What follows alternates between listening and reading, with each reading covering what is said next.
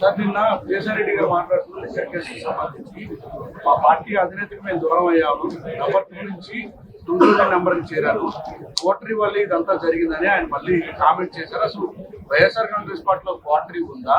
ఓటమి తర్వాత పార్టీని వెళ్ళిన ఆయన చేసిన కామెంట్స్ మీరు ఎట్లా చూస్తారు? ఎప్పుడు చేశాడు ఆయన? నిన్న సార్ అంటే పార్టీ నుంచి వెళ్ళిపోయినాక ఏదో ఒక విధంగా అభియోగాలు వేయాలి, బండలు వేయాలనే కార్యక్రమం చేస్తున్నారే కానీ అధికారంలో ఉన్నప్పుడు ఇక్కడ కోటరీ ఉందా లేదా, కోటరీ నడిపింది ఎవరు అనేది ఆయనకి తెలీదా? మేము అధికారంలో ఉన్నప్పుడు మా పార్టీ అధ్యక్షుడు జగన్మోహన్ రెడ్డి గారు అందరి నాయకులతో మాట్లాడి అన్ని అధికారులతో చర్చించే నిర్ణయం తీసుకోవడం జరుగుతుంది. ఆయన చెప్పిన విధంగా కోటరీ ఉందా లేదా అనేది ఆయనకే తెలియదు. ఆయనే కదా ఇప్పుడు ప్రధానంగా ఇక్కడ 5 సంవత్సరాల అధికారంలో చక్రం తిప్పారు మొత్తం. ఆయనే చెప్తున్నాడు కదా, నెంబర్ 2 స్థాయి నుంచి 2000 స్థానానికి పోయలేదు.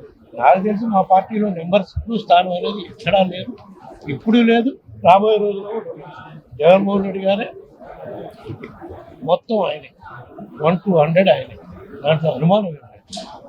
సార్ ఈ లిక్కర్ కేసులు పెడుతున్న తీరుని ఎట్లా చూస్తారు?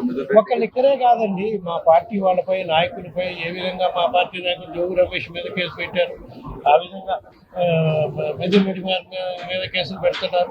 అక్రమంగా ఎన్నో కేసులు కార్యక్రమాలు చేస్తున్నారు. లిక్కర్ స్కామ్ అని భూతత్వంలో చూసే కార్యక్రమం చేస్తున్నారు.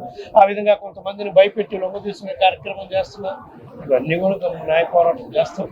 ఎటువంటి స్కాములు జరగలేదు మా ప్రభుత్వంలో. అవి కోర్టు ద్వారానే మనం ప్రూవ్ చేసుకునే కార్యక్రమం చేస్తాం. ఓకే.